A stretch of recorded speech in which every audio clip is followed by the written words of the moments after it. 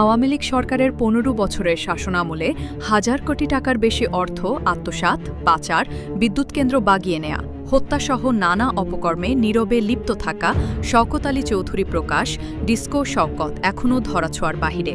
আওয়ামী লীগ সরকারের অন্যতম এই অর্থ যোগানদাতা এখন বিএনপির ছায়াতলে ভিড়েছেন। অভিযোগ রয়েছে, সীতাকুণ্ডের জাহাজ ভাঙা শিল্পের মাধ্যমে উঠে আসা ডিস্কো শওকত বিপুল অবৈধ অর্থ বিনিয়োগ করেছেন জায়গাজমি কেনাবেচা খাতে। জমি দখলের হাতিয়ার হিসেবে ব্যবহার করেছেন আওয়ামী লীগের প্রভাবশালী নেতাদের। তারাও ডিস্কো শওকতের মাধ্যমে জমি কেনাবেচা খাত থেকে হাতিয়ে নিয়েছেন কোটি কোটি টাকা। নিজে বনে গেছেন মাফিয়াদের ডন।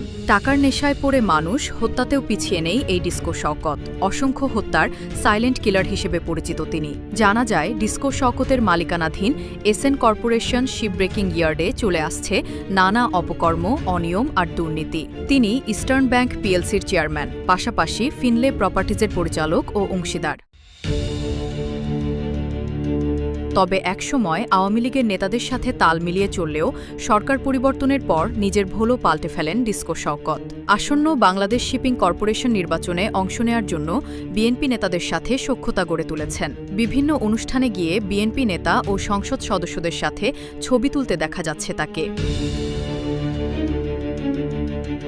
এদিকে শওকত আলী চৌধুরীর বিরুদ্ধে যুক্তরাজ্যে রক্ষিত ২৫ মিলিয়ন মার্কিন ডলার দুবাইয়ে পাচারের অভিযোগ তুলে সরকারের সংশ্লিষ্ট কর্তৃপক্ষকে লিগ্যাল নোটিশ পাঠানো হয়েছে। আগামী ৭ দিনের মধ্যে অভিযোগের বিষয়ে কার্যকর ব্যবস্থা নেওয়ার দাবি জানিয়ে বলা হয়েছে, অন্যথায় আইনি পদক্ষেপ নেওয়া হবে।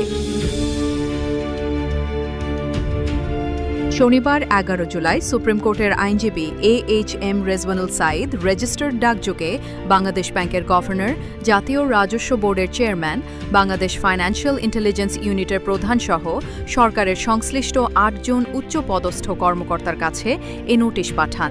নোটিশে দাবি করা হয়েছে, শওকত আলী চৌধুরী যুক্তরাজ্যে রক্ষিত ২৫ মিলিয়ন মার্কিন ডলার সংযুক্ত আরব আমিরাতের দুবাইয়ে স্থানান্তরের চেষ্টা করেন। যুক্তরাজ্যের সংশ্লিষ্ট কর্তৃপক্ষ সন্দেহজনক লেনদেনটি সাময়িকভাবে স্থগিত রেখে বিএফআইআইইউকে অবহিত করলেও নির্ধারিত সময়ের মধ্যে বাংলাদেশ থেকে প্রয়োজনীয় আইনি উদ্যোগ না নেওয়ায় অর্থটি শেষ পর্যন্ত দুবাইয়ে স্থানান্তরিত হয়।